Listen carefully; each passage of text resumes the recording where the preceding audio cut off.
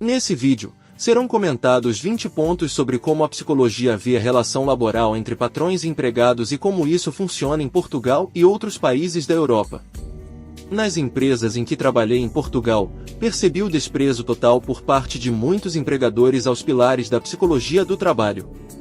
A psicologia do trabalho diz respeito ao campo que estuda os comportamentos, o desempenho e os conflitos em empresas. É impossível falar desse tema, sem antes falar sobre temas básicos de relações interpessoais como um todo, a começar por questões culturais e também psicológicas e na maioria das vezes precisando recorrer ao universo de conhecimentos da psicologia social. Porém, vou falar de 5 bases muito debatidas por profissionais renomados e especialistas em carreira, desenvolvimento humano e profissional, adotados como referências para a psicologia do trabalho. Antes de qualquer coisa é fundamental deixar claro que líder e chefe não são a mesma coisa e tem muito chefe se achando líder. Vou usar a palavra liderança quando me referir ao chefe, e líder quando eu me referir ao verdadeiro líder, conceituando o chefe.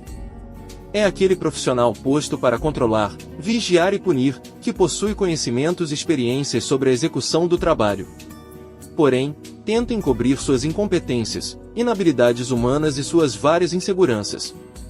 Esse chefe, normalmente é grosseiro, mal educado, grita com funcionários, participa de bullying, assédio moral, faz exposições indevidas e causa constrangimento a seus subordinados. Tudo isso, na presença de colegas, clientes ou fornecedores. Ele transfere ou projeta em colegas e subordinados falhas e responsabilidades que deveriam ser assumidas por ele próprio. Costuma fazer acepção de pessoas e não abre mão de suas preferências pessoais, gosta de trabalhar apenas com profissionais menos competentes e extremamente submissos e sem muito senso crítico, inseguros, ou que não sejam uma ameaça à posição ou carreira do chefe na empresa. Seus critérios de avaliação de subordinados são subjetivos, e ele próprio não gosta de ser questionado ou posto à prova. Dentre outras características antiproducentes que contribuem para a rotatividade na equipe ou para a manutenção de grupos de funcionários incompetentes por anos na empresa. Muitas vezes ganhando o salário mínimo, ou sempre no piso de sua categoria profissional e que tem pavor de perder o emprego. Reconhecer os esforços dos funcionários. Infelizmente, raramente você encontrará um empregador português que reconhecerá que um imigrante se esforçou para atingir as metas da empresa deste. Se isso já é difícil no Brasil e entre os próprios portugueses, não espere por isso sendo um imigrante, mesmo sabendo que ter esforços reconhecidos é fundamental para que qualquer profissional se mantenha motivado. Elogiar e tratar bem são o mínimo para motivar funcionários. O ideal é que além disso eles sejam recompensados financeiramente, já que se trata de uma relação de trabalho. Manter uma postura amigável e acessível.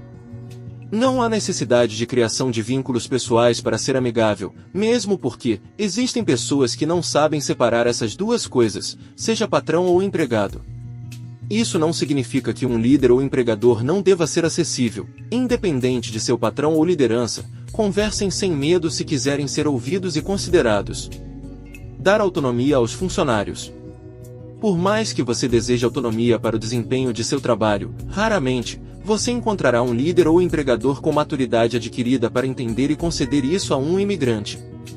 Isso é um dos motivos pelos quais a rotatividade de funcionários em empresas portuguesas é tão alta e as relações de trabalho não tendem a melhorar. E essa falta de maturidade os faz manter a mesma mentalidade e maneira de ver as coisas e perpetuar a péssima filosofia escravagista em relações de trabalho com imigrantes.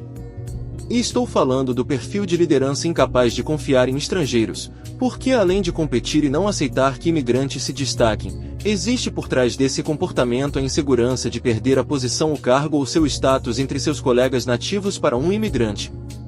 Ensinar através do exemplo. Prevalece em Portugal o famoso faço o que eu digo, mas não faço o que eu faço. Logo, jamais construirão um bom ambiente onde as pessoas confiem e sintam-se seguras, não só em função das panelinhas e favoritismos, como também em função do desrespeito praticado no ato de ensinar qualquer tarefa, além de não fazerem nenhuma questão de serem ética e moralmente corretos, salvo raríssimas exceções. E eu até o momento não conheci tal exceção. E notem que não estou dizendo que a exceção não exista, e se algum dia eu puder falar sobre meritocracia para imigrantes em empresas assim, será um sonho realizado. Estar sempre aberto a aprender com subordinados. Em Portugal prevalece o manda quem pode e obedece quem tem juízo. Sempre desprezo essa frase pronta, e se alguém segue isso como princípio, não dá para seguir tal princípio em Portugal sem abrir mão da sensatez. Esse tipo de liderança e patrão, aos quais se fazem merecedores de minhas críticas, jamais irão aceitar que você tem algo novo para ensinar ou uma maneira melhor de fazer alguma coisa. Vão querer, ao contrário disso, obrigá-lo a fazer as coisas de um jeito tradicional, mesmo que seja uma maneira muito pior de fazer, gastando mais tempo, desperdiçando mais material, ou estando sujeito a futuros retrabalhos, ou produzir refugos.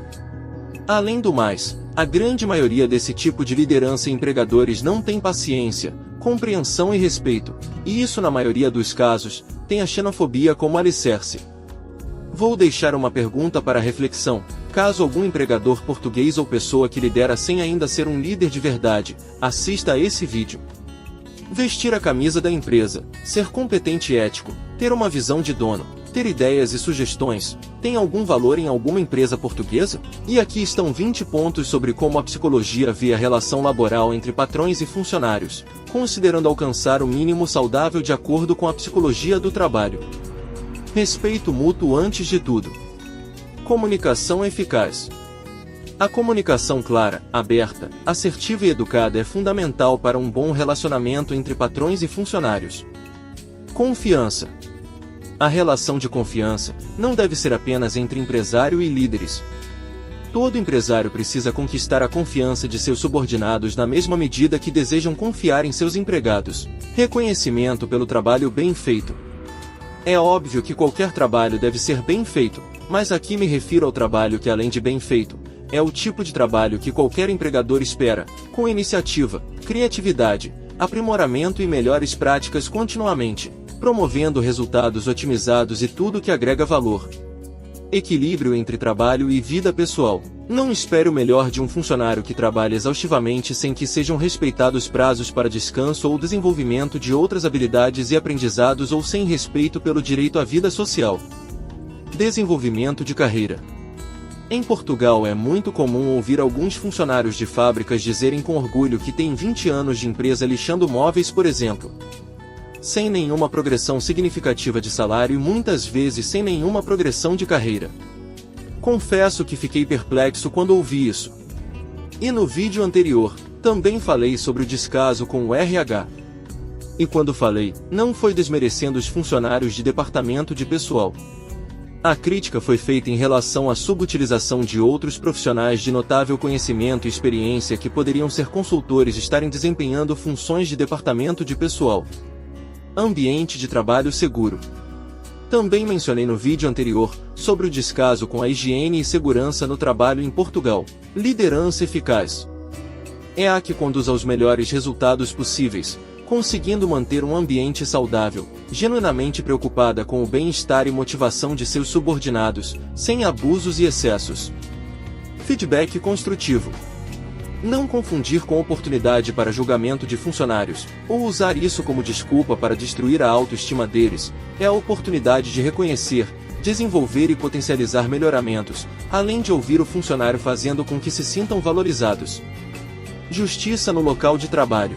Não espere compromisso de todos os funcionários se não priorizar a equidade e a justiça.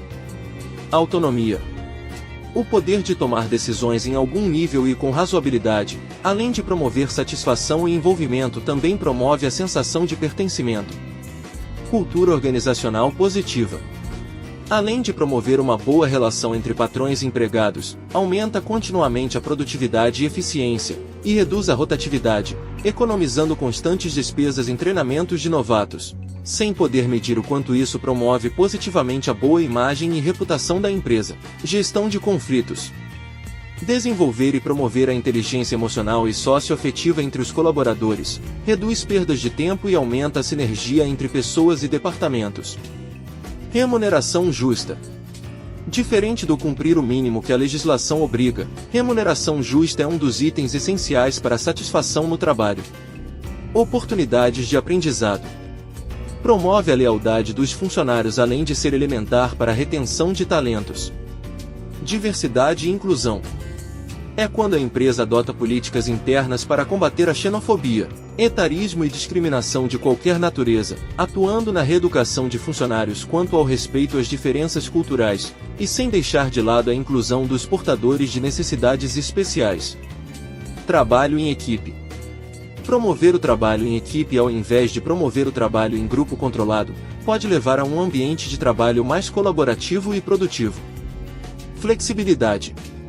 Permitir arranjos, para que os funcionários possam resolver assuntos pessoais urgentes sem prejuízos para a empresa. Valores compartilhados. Conhecer cada funcionário e aproveitar os valores compartilhados, melhorando as relações de trabalho e o engajamento. Bem-estar dos funcionários. Inclui oferecer minimamente e investir constantemente em boas condições de trabalho, buscando de maneira que os funcionários percebam a busca pela excelência, priorizando também a saúde e segurança. Outra proposta de reflexão importante é que o absenteísmo pode ser um dos precedentes à alta rotatividade, mas a alta rotatividade é reflexo de má gestão, e também ambientes insalubres do ponto de vista da saúde mental no trabalho, junto com a incapacidade de reter e desenvolver talentos, sem que a alta administração perceba uma cultura perniciosa que causa prejuízos incalculáveis para a própria empresa, para o Estado, e antes de tudo para os próprios trabalhadores em relação à saúde como um todo. Esses dados são ignorados pela alta administração por apenas olhar macro-resultados com base em lucros de anos anteriores. Mas não percebem o prejuízo não contabilizado enquanto são coniventes e ajudam a perpetuar essa cultura antiproducente danosa por anos, ignorando a perniciosa forma de gerir que representa um entrave ao desenvolvimento humano e negando a essência da responsabilidade social. Agradecemos por merecer seu tempo e atenção até o final desse vídeo. Deixem seus comentários, compartilhem nosso conteúdo. E deixe seu like e inscreva-se, para nos ajudar a ter mais alcance e levar esse conhecimento para ajudar mais pessoas. Muito obrigado e até o próximo vídeo.